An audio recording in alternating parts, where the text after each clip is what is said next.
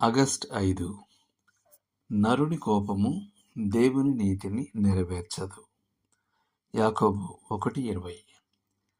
ఈ దృశ్యం మనకు తెలియంది కాదు. ఒక సంఘ కార్యనిర్వాహక సమావేశం జరుగుతుంది. ఒక నిర్ణయం తీసుకోవాలి. అది విశ్వాసానికి సంబంధించి ఏదో గొప్ప సిద్ధాంతం గురించి కాదు.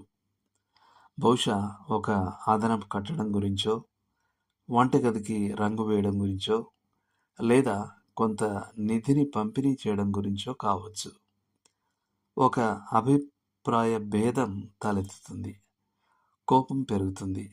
కోపతాపాలు ప్రజ్వరిల్లుతాయి మరియు అరుపులు మొదలవుతాయి. గట్టి పట్టుదల, వాగ్దాటి గల కొందరు వ్యక్తులు చివరకు పైచేయి సాధించి తాము దేవుని పనిని ముందుకు నడిపించామనే భ్రమతో వెళ్ళిపోతారు. వారు మరేదైనా ముందుకు నడిపించి ఉండొచ్చు, కానీ వారు దేవుని పనిని వృద్ధి చేయలేదు లేదా ఆయన చిత్తాన్ని నెరవేర్చలేదు. నరుని కోపము దేవుని నీతిని నెరవేర్చదు. ఎమర్సన్ గురించి ఒక కథ చెప్తారు. ఆయన వాదోపవాదాలు, మానసిక సంఘర్షణలతో నిండిన ఒక కమిటీ సమావేశం నుండి కోపంగా బయటకు వచ్చాడు. ఆయన ఇంకా కోపంతో రగిలిపోతూ ఉండగా నక్షత్రాలు తనతో, "ఎందుకంత వేడి ఓ చిన్నవాడా" అని అన్నట్లుగా ఆయనకు వినిపించిందంట.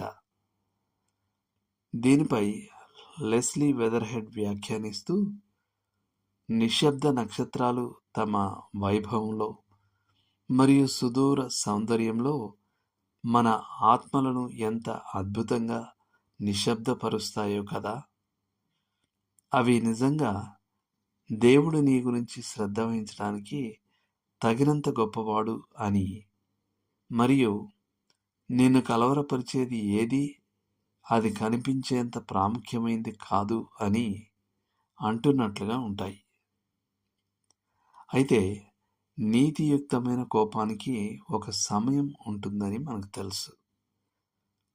ఆ సమయం దేవుని ఘనతకు భంగం కలిగినప్పుడు. కానీ యాకోబు నరుని కోపం గురించి మాట్లాడినప్పుడు దాని గురించి ఆలోచించడం లేదు. ఆయన తన పంతమే నెగ్గాలని పట్టుపట్టి దానికి ఆటంకం కలిగినప్పుడు కోపంతో విరుచుకుపడే వ్యక్తి గురించి ఆలోచిస్తున్నాడు. ఆయన తన తీర్పు పొరపాటైనది కాదని భావించి అందువల్ల అసమ్మతిని సహించలేని గర్విష్ఠి గురించి ఆలోచిస్తున్నాడు. ఈ లోక సంబంధమైన వ్యక్తికి అదుపులేని కోపం బలానికి చిహ్నం.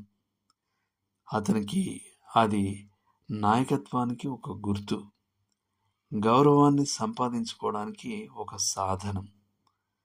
అతడు సాత్వికము బలహీనత అని అనుకుంటాడు. కానీ క్రైస్తవునికి అంతకంటే బాగా తెలుసు. అతడు కోపానికి లోనైనప్పుడు గౌరవాన్ని కోల్పోతాడని అతనికి తెలుసు. కోపం యొక్క ప్రతి ఉద్రేకము ఒక వైఫల్యమే. అది శరీర కార్యమే గాని ఆత్మఫలము కాదు. క్రీస్తు అతనికి ఒక శ్రేష్టమైన మార్గాన్ని బోధించాడు.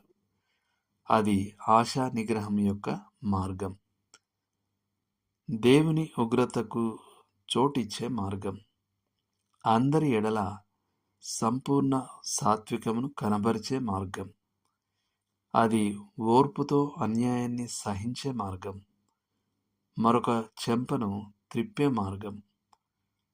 క్రైస్తవునికి తెలుసు, తన కోపాన్ని ప్రదర్శించడం ద్వారా దేవుని పనికి ఆటంకం కలిగిస్తానని, తనకు మరియు అవిశ్వాసికి మధ్య కంటికి కనబడే వ్యత్యాసాన్ని మరుగుపరుస్తారని, సాక్ష్యం విషయంలో తన పెదవులకు మూత వేసుకుంటానని.